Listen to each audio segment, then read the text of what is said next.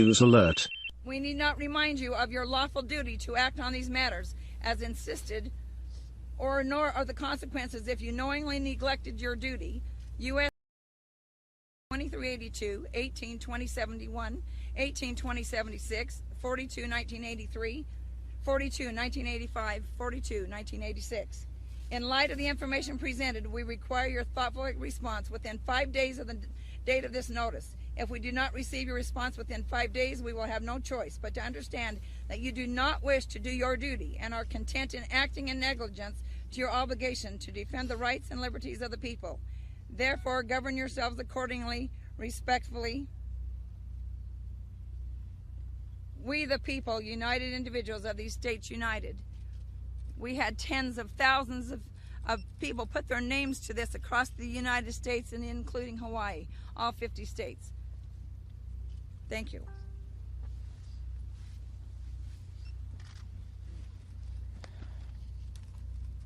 As you may know, Dwight and Stephen Hammond are being forced to report to prison today for a crime they did not commit, and they've been put twice in jeopardy for. They've already served prison time for this already, and now they're being forced to go back again. They are a good ranching family that ranches not but just a few miles from here. And myself and many others for weeks on end. But all the energy we possibly could to try to keep them from having to go into this prison. And we feel that we have exhausted all prudent measures and have been ignored. And it has been left to us to decide whether we allow these things to go on or whether we make a stand so they will not happen to other people across this country, so they will not come into our homes and take away our rights, and they will not come into our children's home and take away their rights. And I have a request for the media, and that is to do what our elected representatives would not do, to look into the Hammond case, to find out that the Hammonds did not commit the crimes that they are accused of, and to find that the Hammonds have been, their human rights have been violated in many ways, and seek for justice in these matters. With that, I'll turn the time over to Lavoy Finnegum for a few words, and I thank you for your time. Mr. Bundy, before you do that, can we ask you whether you've got the support of the Hammonds? He'll answer other questions in a minute. He asked me to just make a few comments. Lavoy Finnegum, and I'm a rancher, LA, capital VOY FINICUM. I'm a rancher in northern Arizona. I'm here to support the Hammonds.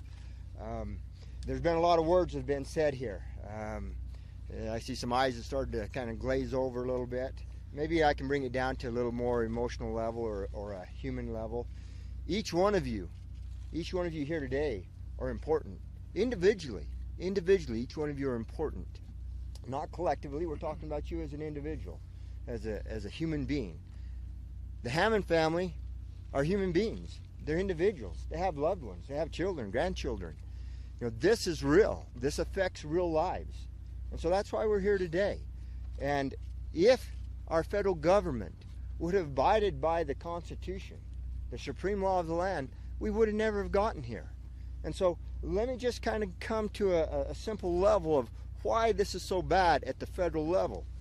Our founding fathers had escaped from tyranny. They believed in freedom. And so when they set up our government, they separated the powers, didn't they? And we all know what they are: executive, legislative, and judicial branches. We know those three branches of power. Well, what has happened to 1/3 of our landmass? Do you know the federal government owns and controls 1/3 of this nation? Let me put that in perspective. You need to put in the country of Germany, and put in France, Spain, Portugal, Italy, and better throw in Great Britain too. And then you're getting about the same landmass as what the federal government says that they own and control. And they say they have complete legislative power whatsoever. They have taken it to the Supreme Court. Supreme Court has upheld it. Yes, they have complete power whatsoever over 1/3 of this nation. Now, let me explain it simply as I can as I try to stumble over my words here, is that for myself as a rancher, my ranch is in northern Arizona, a bureaucrat behind a desk can write a statute regarding me, my ranch. It has the force and effect of law. This bureaucrat is not accountable to me. We have not elected him there. Now, if I get contrary to that statute, there's a federal ranger with a gun that can enforce that. And if it goes from there, I am brought into a federal court. Neither the law enforcement, the federal ranger, has been elected by us, the people here. They are not under the power of the recall. Neither the bureaucrat that wrote the statute, neither the law enforcement that enforces it, and now I am hauled into a federal court. All three branches of power under one head with no representation. Did we not, as Americans, face this issue some 200 years ago? Don't we remember that phrase? Taxation without representation. So now here we are, control without representation. 1/3 of our landmass. It's an empire within our own country. Unaccountable, unelected. The real power is in the bureaucracies. And so that's kind of the simple part of it. It's about family. It's about my family. It's about the Hammond family. I've spoken to many ranchers in Utah, in Nevada, in Arizona.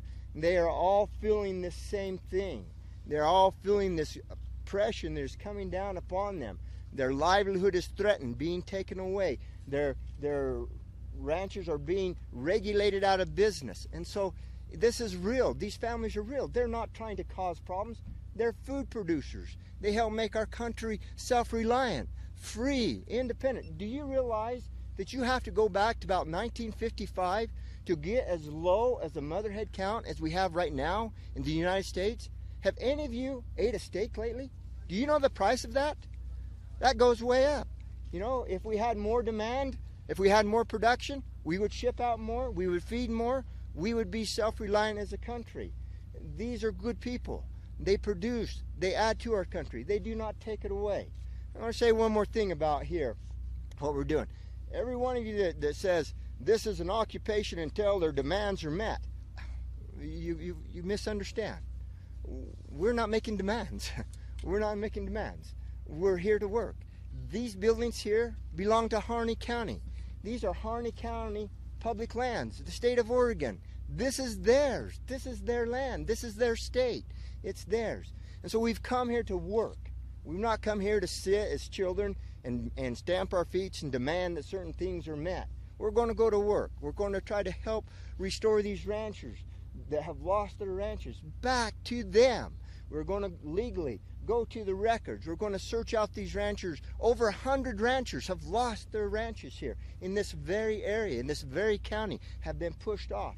We would like to see them return to their ranches, ranch again, log again, live again as free people. And so we're here to try to help that happen. We're going to go to work. We're not going to just sit down here and twiddle our thumbs. We've got a lot to do, and I appreciate you being here. I'm just a simple hick, and doing the best I can. And I love this country. I love my kids. I love my wife. I love my family. And if we lose freedom, what shall they do?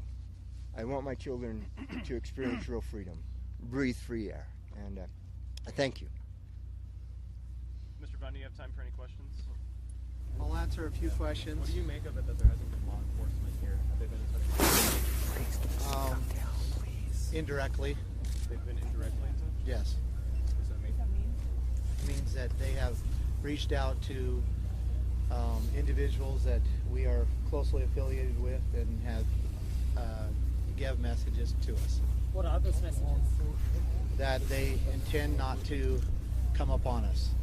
Have you heard anything from the Hammond family in regards to your statements here about them today? Well, I just made them, so no. Well, I mean, did you contact them in advance of the statements to see where they feel about it? My relationship to the Hammonds has been about 8 weeks ago. I came to Burns and I met with them many times in their homes. I watched them in tears multiple times as a 74-year-old man covers his head and cries and asks, how can this happen to another individual? I love the Hammonds. I can sympathize with them. I can empathize with them. And they were afraid that after the threats came from them for speaking to me, they did pull back and have continued communications through, should we say, alternative ways. But I have not spoken to them in several days. How long do you plan to be here? And have you, in a sense, already made the statement? Excuse me? How long do you plan to be here? And have you, in a sense, already made a statement? We definitely have made a statement, but statements are not good enough. We intend on going to work and assisting the people of Harney County in claiming their rights, using their rights as free people. More details on going to work. What does that mean, going to work? Well, we have a lot of work to be able to unwind the unconstitutional land transactions that have taken place here. We also have a lot of work to unwind the claims that the federal government has upon this land. And we have teams that are going to be doing that. We have very specific plans that we are going to take place. And we have a defense mechanism that allows us to do this while we are here. What about the people that work in the center downstairs? You know, I assume that there was employees at this wildlife refuge. Are they going to be part of your plan? Are you welcoming them in, or have you guys? We haven't been in contact with any of them. What would you say to people who say that this group is breaking the law? I would say go to the Constitution, take the time to study it, and find out what is lawful and what is not.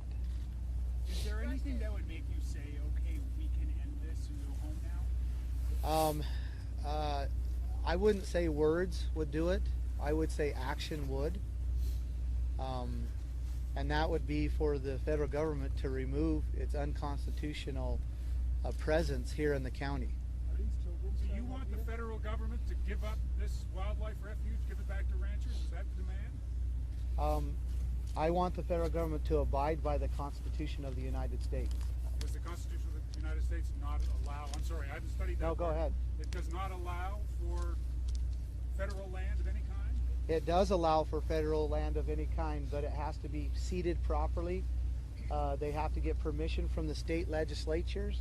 They have to purchase that land, and they can only use it for the erection of forts, magazines, arsenals, dockyards, and other needful buildings. And wildlife refuges do not fall within those enumerated authorized lands. So would this be a first step, and you'd like to see other federal wildlife refuges liberated as well? Yeah, that's up to the state and the counties what they would do with those refugees. Mr. Bundy, do you have anybody who is from the county who's with you and down there and saying they're also not going to leave?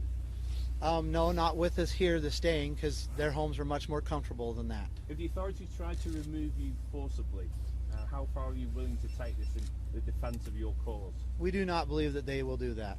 What if they do? Yes. Excuse me? No, they are not. But we welcome them here, absolutely. The Obama administration looking into gun control, do you think? Okay, one more question. Some of our listeners say that if this had happened in a federal building in downtown Denver, the feds would have gone in guns blazing 24 hours ago. Why are you different? One is we're based on constitutional principles. We know that we're right, and we chose a facility that was not downtown. Thank you. How many are you, sir? How many?